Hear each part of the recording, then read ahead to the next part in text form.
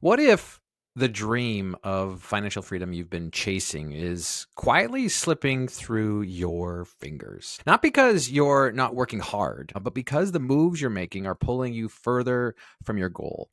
In this episode, we're going to unpack a story, a Canadian incorporated business owner story who this person thinks he's investing for the future, but is unknowingly setting himself back a bunch of money every year. So if you've ever wondered whether your second property or your saving strategy or your goals are actually working for you, this episode is a must listen. So let's get into it. All right here, John. As you mentioned in the intro, had a great conversation with a listener of the podcast. So shout out listeners, awesome stuff from the West Coast, lives close to Vancouver, but also has a cabin out in, I'll call it the wilderness, in the beautiful mountains of the Rockies. Yeah, definitely. I was quite jealous, to be honest.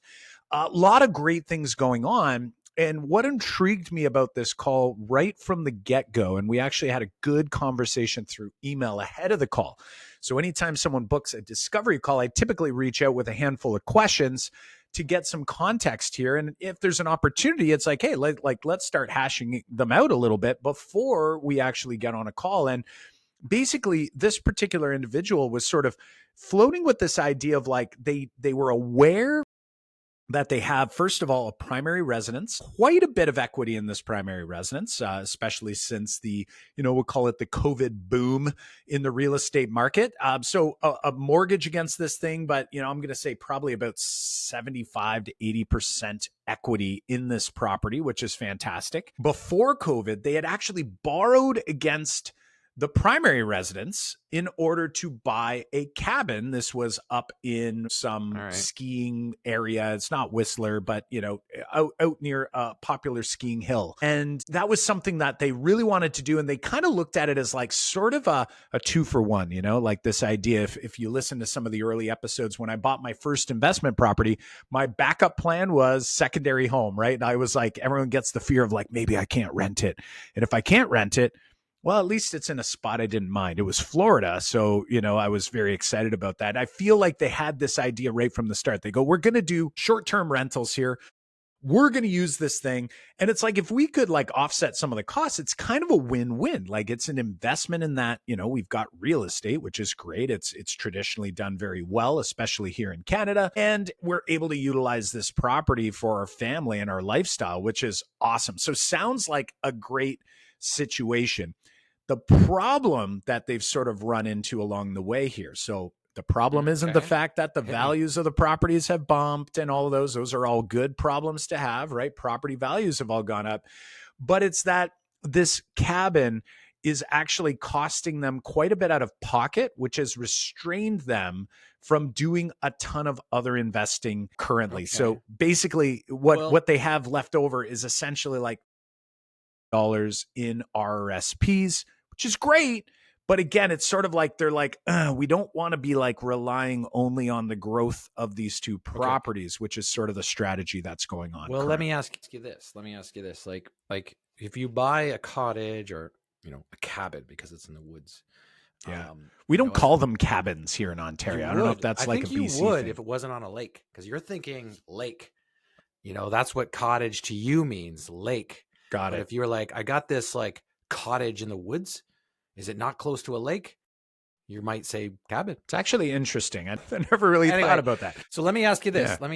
Because you said that he bought, they bought this cabin that they wanted to. And it was like this, in a way, probably this cabin, because they're renting it out in short-term rentals, this cabin may be costing, double the amount actually like coming out of their, say, expenses, but then they're cutting that in half with rental income, let's say. 100%. Okay. So let's say that. So it's like, in a way, people are going, I want to have a cabin, a secondary home, a place I can visit. I can use it for short-term rentals. Sure. That's a bonus, but this is a normal thing. Is like, can I afford that cabin and make that part of like what I'm really after? Mm-hmm. And then all of a sudden you're saying, we've got a problem here because it's cutting into our expenses. Now, my wonder is like, what is the real problem here? Like, is the problem that I can't afford it, and or is it the problem that I'm not, I want it to be breaking even, but it's not? Like, where do you, Yeah. you're saying there's, it's a problem, but what is the problem? Yeah, it's great. And that's basically, kind of how this conversation unfolded. And I've got some numbers here for you, specifically the cost to maintain this cabin, both mortgage, Okay. property tax, and like all the expenses and so forth. It's about $60,000 to $65,000 a year. And they earn about 30 to 35,000 in rental income. So as you had mentioned, it's essentially like half of the expenses. So on one side, what I hear you saying, and I felt the same way, this was sort of like what was going on in my mind when we had this conversation, was like, it sounds like a pretty good deal if you wanted to buy a secondary home anyway. Right. It's a That's what I'm great thinking. deal, and it sounds like they're utilizing this cabin more so than renting it, meaning it's not like they're like, just to make the 30,000, we only get to use the cottage once or twice a year. It's like, no, they're able to do this quite often, pretty much whenever they want, which is fantastic. So huge win. And as we went down this rabbit hole, this individual's mid-20s, and they were sort of picturing in their mind, they're like, if now here's the secondary goal. Cause like first goal is we like the idea I of a see where this is cabin, going. right? Yeah, Yes. absolutely. So I'm like, I got it. Amazing, right? Like all things in life, right? Once we have some, we're like, that was fun. Now, what do we want next? And now Spend more it's time at the cabin. spend more time in the cabin. So what do I got to do, right? What do I got to do? Well, I do want, now they enjoy what they do. This is an incorporated business owner here in Canada. They've got a great business going on, but it's hands-on, like he's in the business, right? He's not working on the business, he's working in the business. So he's picturing going like, I enjoy it, but I would like, he had mentioned, within the next 10 years to not have to do the business, meaning having that, like, sort of like, we call it financial freedom number. And like you and I talk about this all the time, is like, that's where my mind is at. I don't ever anticipate myself doing absolutely nothing. I'm just not wired that way. So, but I do want to get to a place where I go, you know what? If I chose not to do anything for the rest of life, I could. And I think this is now creeping into their mind. And he's starting to Mm. go, I've got two properties, which we anticipate should continue to grow in value. That's great.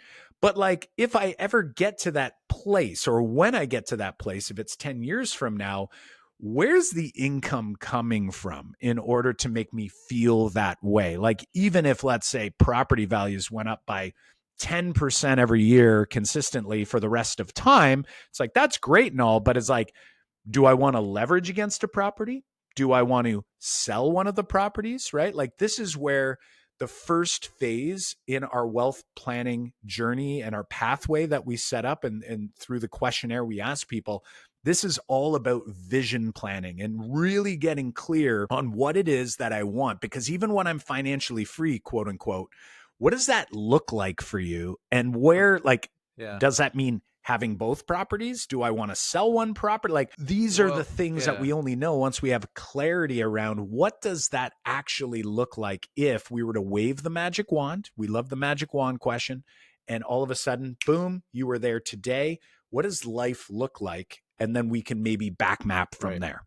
For sure, for sure, and I want to dig into that. I guess I'm wondering if like this. Sometimes we get into this. We look at, say, the paperwork. We look at, like, what does my net worth look like on paper, and what am I trying to build towards? So even if you have a vision of, like, here is my financial freedom number, and you haven't mapped into what the actual cash flow looks like. So imagine you're like, hey, in order for me to generate, if let's say for a second you're using a 4% rule, but you're factoring in your entire net worth, which means your property. So, and I feel like this is maybe what he's done, or they've done it. And this is common, is to go, hey, on paper, owning this property, owning that property, owning, and maybe the business's value, all have contributed to this number. And if I take 4% of that number, technically I should be able to retire and live this. I've hit a financial freedom number, right? But the problem, right, like, you can see this, is that that only works with like liquid assets, with like investment assets that are sitting in, say, like, let's say your RSPs, your tax-free savings accounts, or any sort of investment account, is those are liquid because you can start draining them. Like, you can start pulling value from them.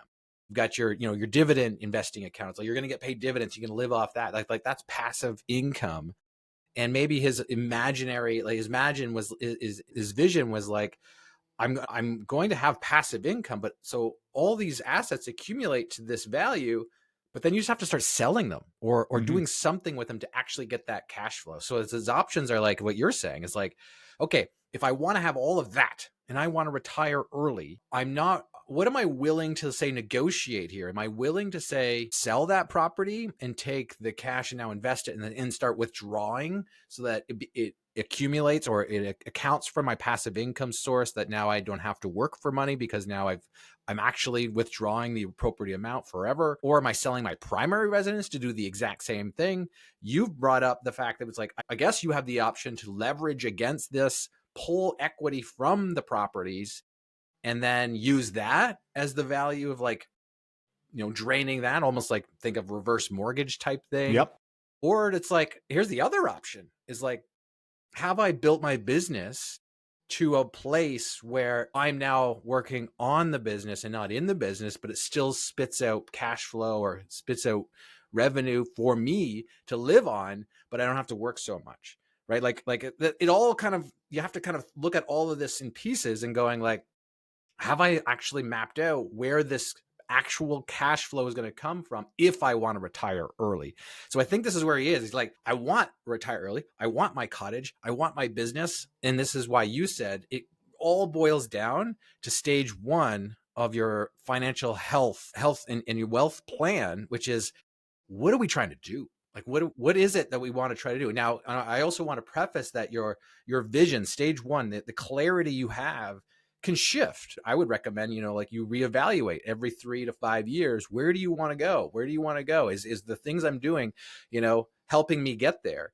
And in a way, he might have been like, I want the cottage because we want to retire in the cottage. But now you have to take that reflection and go, all right, what's the priority here? Right, right. I love that. And really what I'm hearing you say, which came out through our conversation, was the idea that there's so many options. Like, he's got so many options, and the problem is you're not going to know what's the right option for you until you know what it is specifically that you're after. So if right from the get-go it's like, you know what? If I'm at this place where I'm ready in, say, 10 years to only work when I want to work, or, maybe I do want to continue working, but it's like, you know what? I'm happy to sell my primary residence and like live full time in this cabin.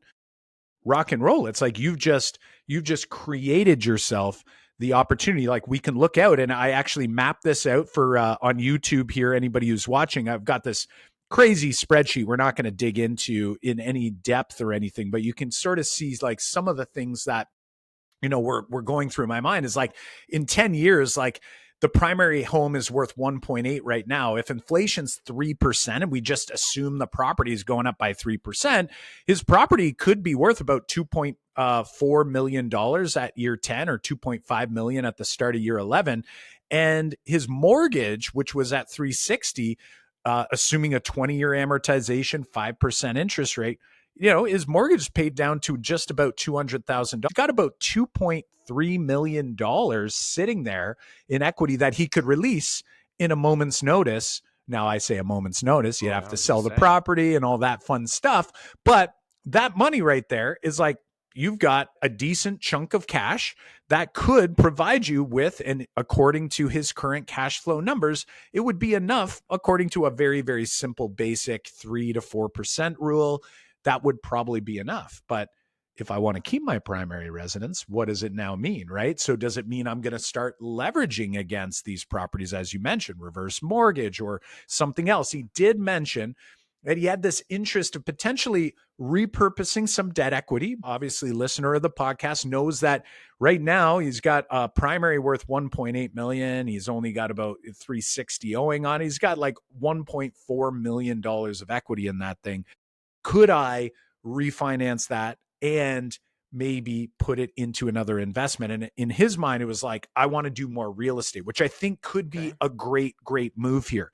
My only caution for him was, what are we going to do? And like, do you have any real estate in mind that pencils, meaning isn't going to create more of a cash flow negative problem? Because we already have Right. a cash flow negative problem, right?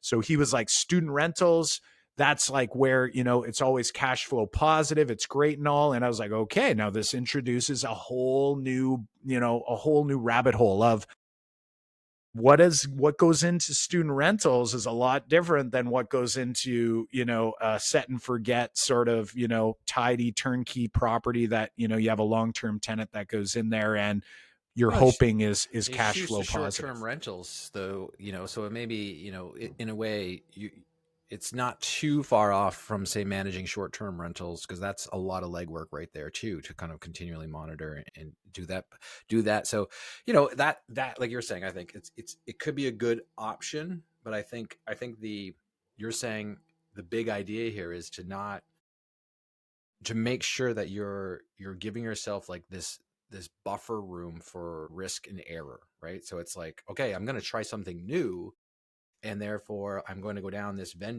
path, and my goal is to generate cash flow and equity, and I got my mortgage paid out. Like I'm building my wealth through this option on real estate, but is it actually serving my bigger vision and goal? Like, am I actually going to have more time because I'm now managing that plus my short-term rental, plus I have a business to run? Am I actually getting closer to what I'm actually achieving? Because what I heard you say at the beginning of this call is like this family, this couple wanted to have this cottage, and we are like, let's maybe transition, like we want to use it. And so it's Yeah, like, is that what you really want? Like, is that what 5 years looks like for you, that you're now managing all these pieces? Because if you said you wanted to retire early, is that what you're imagining retirement looks like? Because if it is, then 100%. rock and roll, Yeah.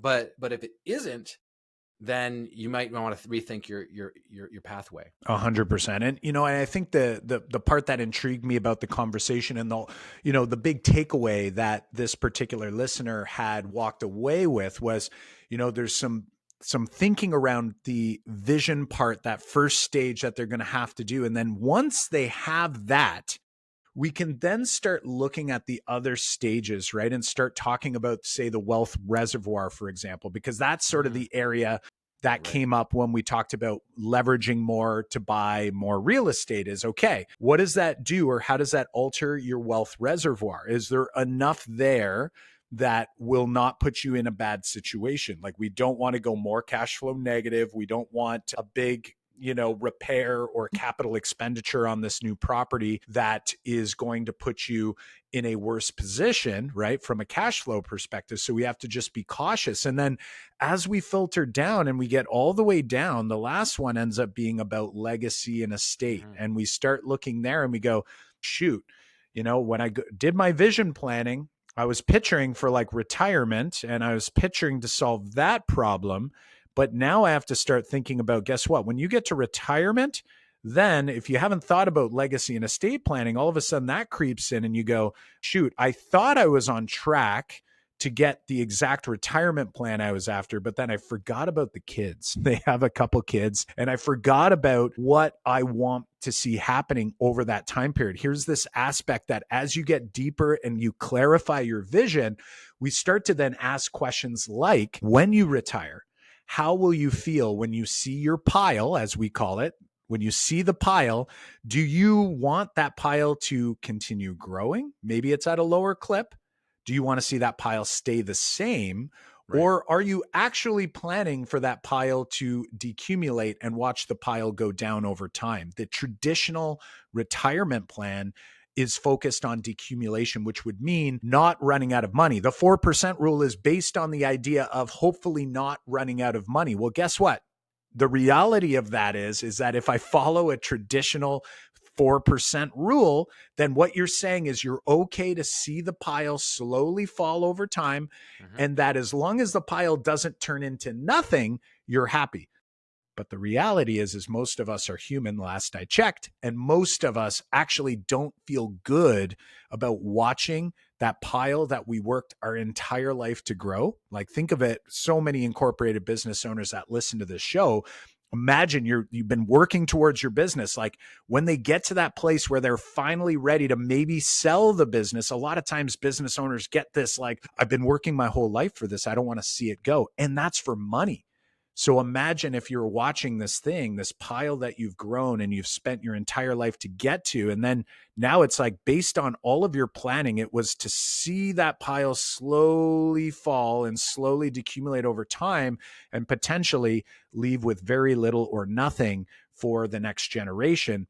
That is just an oversight in our, as you mentioned, John, you said you have to come back to the vision planning. And it's about reiterating that and going back and iterating through to say, shoot, what about this? What about that? And have I actually taken the steps to get myself prepared so that I can, what we like to call it, have your cake and eat it too, right? We want to be able to have a great retirement, but we also don't want to get there and go, this isn't what I thought I was going to be signed up for. Yeah. Like, when we think about the 4 stages, this person's age, I'd like to see a person of his age have grades like A, B, C in the 4 stages. So designing your vision and freedom, stage 1, we want an A, which means I think where his work lies there is being clear on what does 5 years look like? What does 10 years look like? Do I have a reverse engineered map to get me to those places? Am I really, because I think there's a miscommunication, unclear path of like, what do I really want 5 years to be? Because it's like, we got all these pieces. I got a lot of pieces, but I don't know what puzzle I'm actually building. So we want to clarify the puzzle. Don't know what the box looks like. I would say he's in the B land in there. Now, stage 2, you said, the wealth reservoir. This is our access to capital. He's positioned better than, say, most people here because he's got access to his equity in the different properties.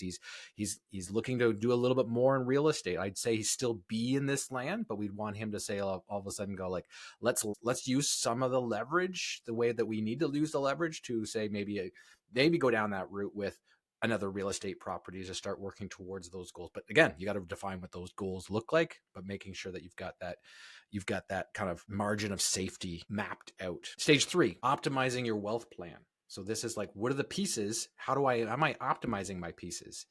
He's got active real estate income that's coming in. He's got the equity rich in these properties, but cash flow poor. And I think he needs a little bit more optimization and trying to shuffle to get a little bit more cash flow rich and get a little bit more balance there. So I think he's got like a C living in this land. Again, his age, I think B is where you want to be. And why I say his age, because I think these things change as you get older, where you are, because you're doing learning, you're doing applying, you're thinking about this. At his age, stage 4 is about legacy and estate strategy. You've been just talking about that. I think he's in a C land here, but we like people at his age to be at a B because you're starting to plan for this. Mm-hmm. A lot of times it's like we get all of these first 3 things in place, and then we realize, oh yeah, estate strategy and legacy is a major thing that I haven't been optimizing for, especially tax purposes wise. So we want to move him to that B land from where he is. Yeah. And as this develops, the big piece and the big takeaway is like, as things get more clear, you get to be able to take advantage of more optimization options, right? So when we talk about some of these like leverage strategies and, when we incorporate permanent insurance, for example, high early cash value, it's like we get to improve the grade in multiple areas here, because it's like we get to put money into an asset, reuse that asset so that we can purchase other cash flowing assets while also helping us out on the legacy side of things. And vision, because you have to be clear. Yeah, 100%. This is the part, it's like people who make use of that tool are clear on what the next 5 years, 10 years look like. And when you have that clarity, like it actually helps you get more clear, because you're like, I'm hearing the benefits. I know the benefits of like using this tool to optimize my reservoir and my structure. And then when we have conversations with our clients, we have to help them get clear on what is it we're really trying to do. And then all of a sudden the clarity is there. And then now you've just fully mapped out all 4 stages. 100%. So with this particular discovery call, awesome listener reached out.